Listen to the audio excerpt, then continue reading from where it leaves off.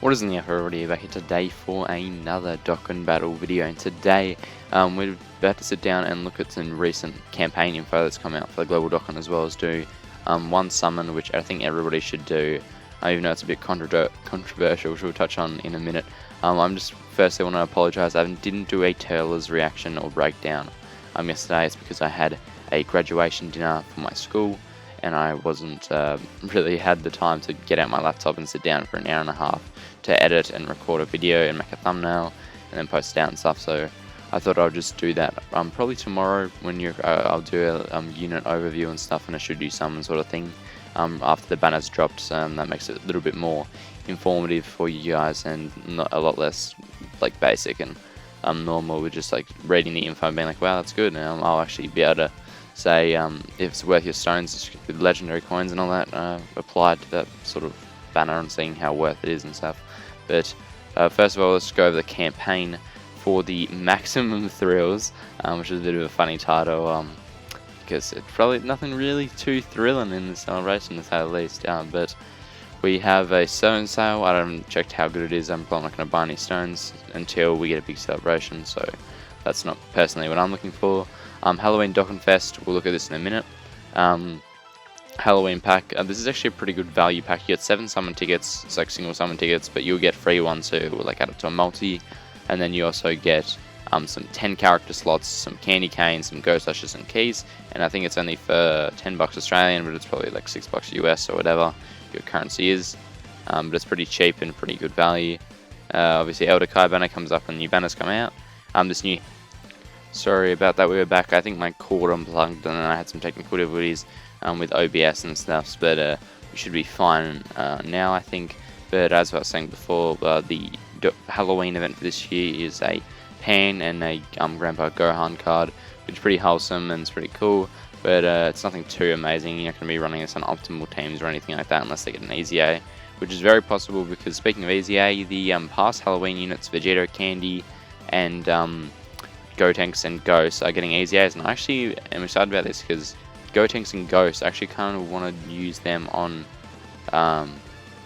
Super Battle Roads in the future, especially like Fusion's Extreme Super Battle Road. I feel like it'll be a very good candidate when they come out on the global side of the game.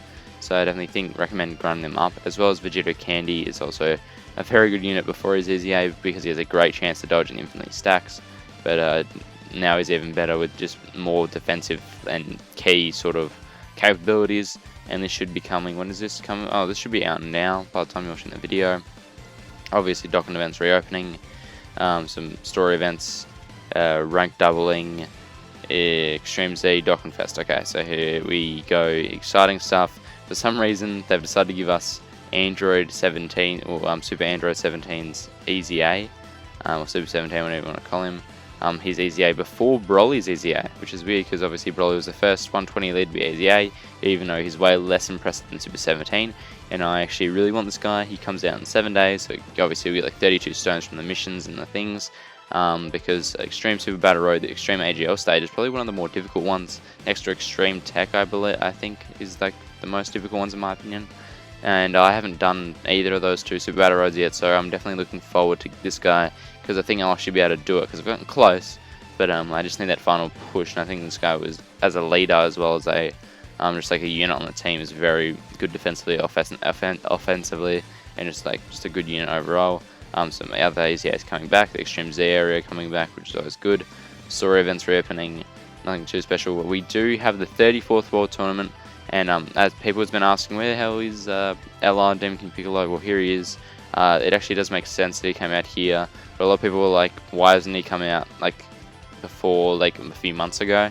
And that's because with battlefields and world tournaments, they don't like to release it sort of on a time basis, but like on what number of like the celebration, number of events have occurred. So on the 34th World Tournament on JP, they got it, so we'll get it on the 34th on global, even though it seems a bit further away than a usual like release time from global to JP to global would take. It makes sense because it would release in the same numbered world tournament, and it's the same for Battlefield with LR Dabura and Barbary, which haven't come out in global yet.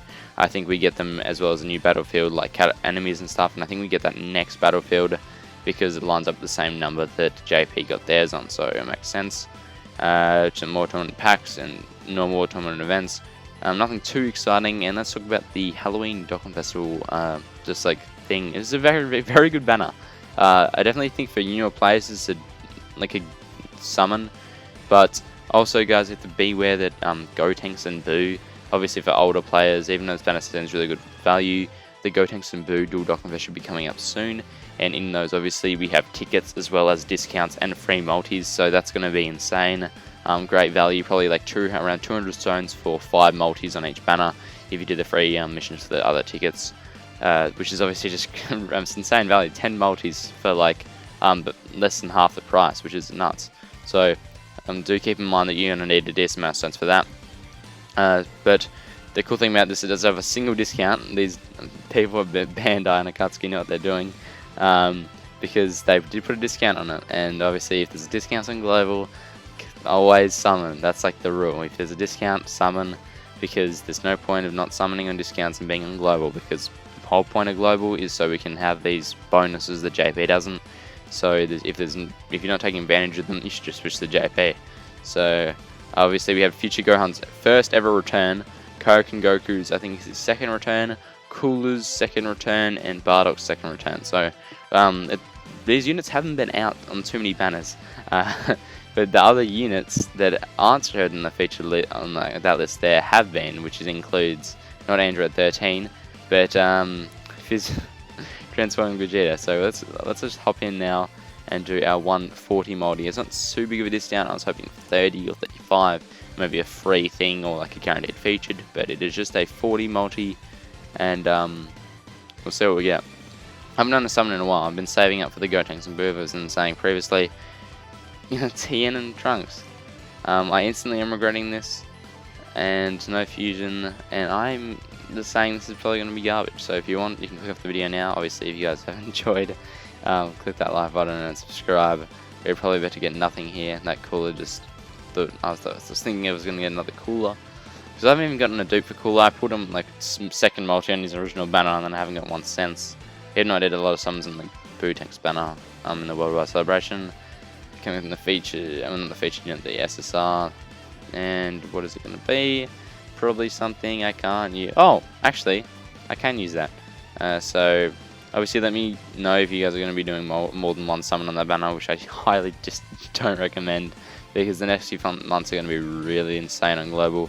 We're getting Gotenks and Boo, and then we're also getting the Blue Bros as well as Jiren to finish off the year. So I'm just going to go into launch as we're talking like this, and even though I just clicked offer, I didn't press confirm, but there's a lot of hype stuff coming up, and even though you might be like, oh yeah, I want to dupe a Bardock or something, they always come back.